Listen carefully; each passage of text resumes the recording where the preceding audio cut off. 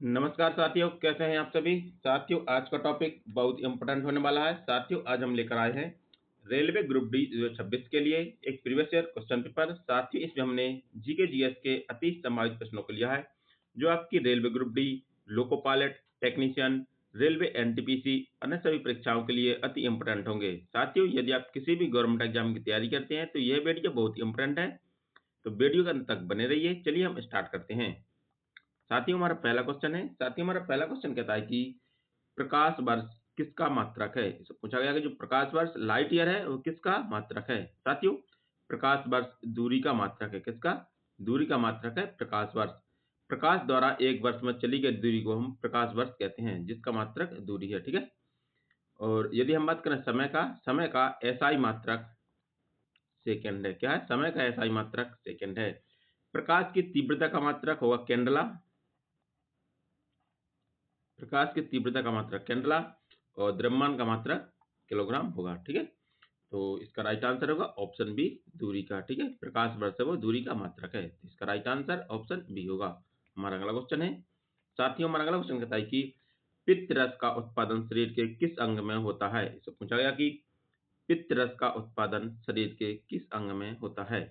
साथियों, पित्त रस का उत्पादन शरीर के यकृत में होता है। कहाँ पर होता है? यकृत में होता है। जो यकृत है, यह मानव शरीर की सबसे बड़ी ग्रंथि है। कैसी?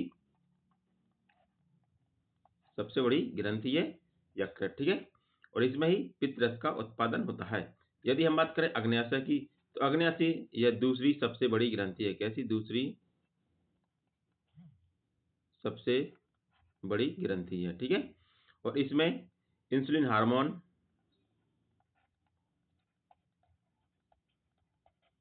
और पाचक एंजाइम, इसमें इंसुलिन हार्मोन और पाचक एंजाइम बनते हैं। ठीक है।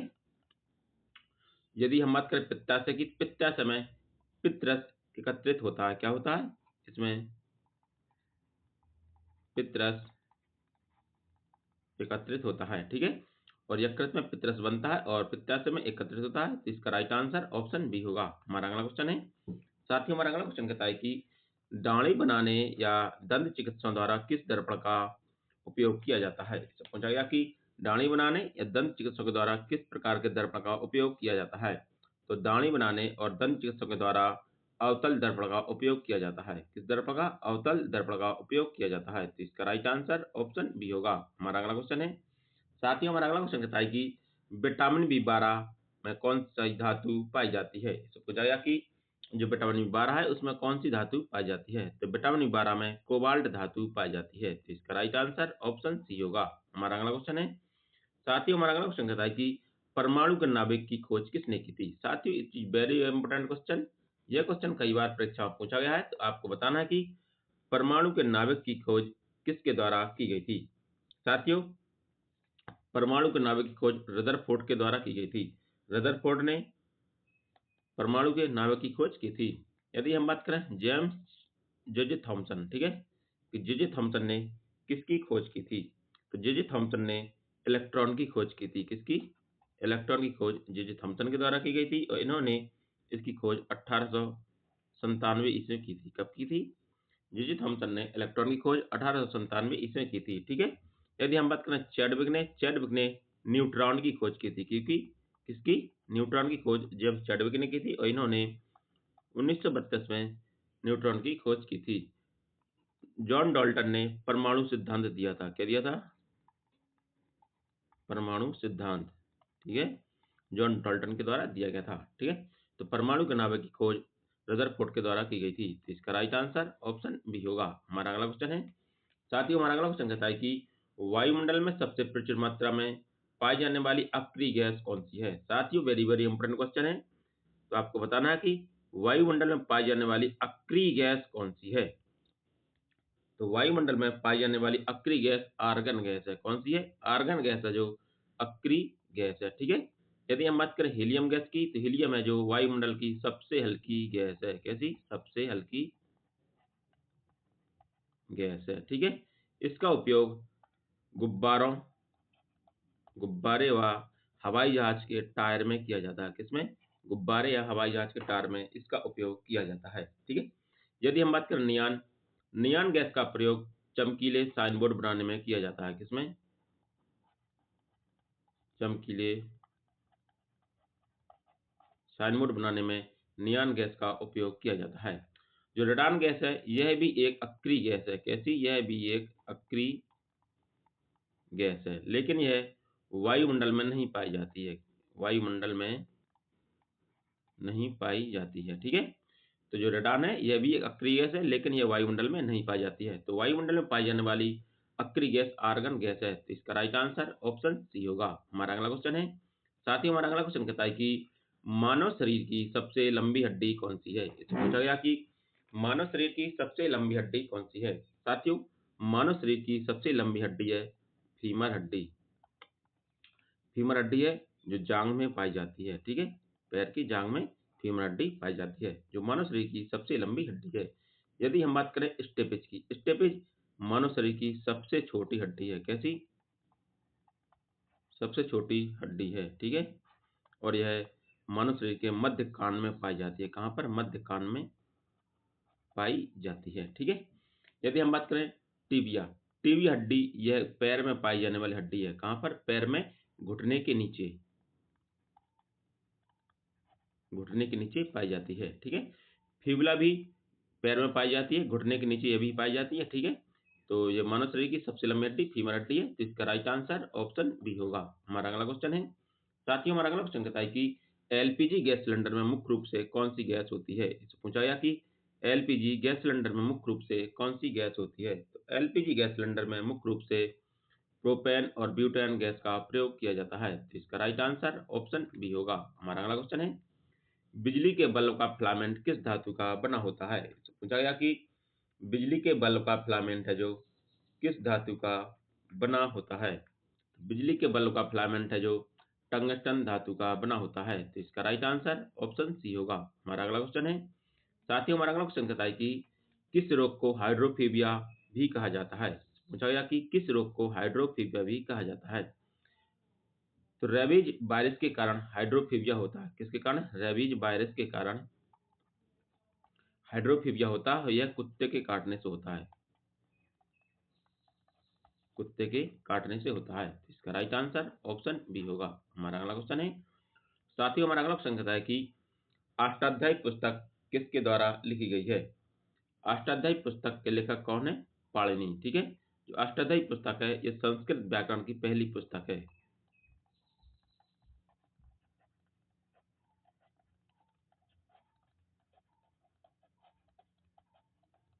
यह संस्कृत व्याकरण की पहली पुस्तक है अष्टाध्यायी। ठीक है? और इसके लेखक पाणिनि हैं। यदि हम बात करें कौटिल्य, कौटिल्य की प्रसिद्ध पुस्तक है अर्थशास्त्र। कौन सी? अर्थशास्त्र। कौटिल्य को ही हम चाणक्य के नाम से जानते हैं। किस नाम से? कौटिल्य को चाणक्य और विष्णुगुप्त के नाम से जानते हैं। ठीक है? और इनके द्वारा अर्थशास्त्र नामक पुस्तक लिखी गई थी जो राजनीति से संबंधित थी। किससे?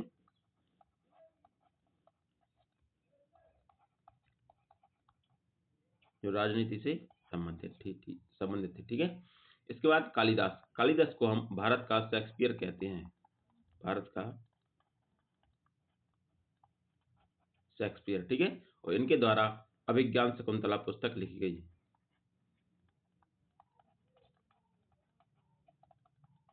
इसके द्वारा अभिज्ञान शकुंतला पुस्तक लिखी गई थी। ठीक है? वेद व्यास ने महाभारत लिखी थी। कौन सी? महाभारत ग्रंथ है।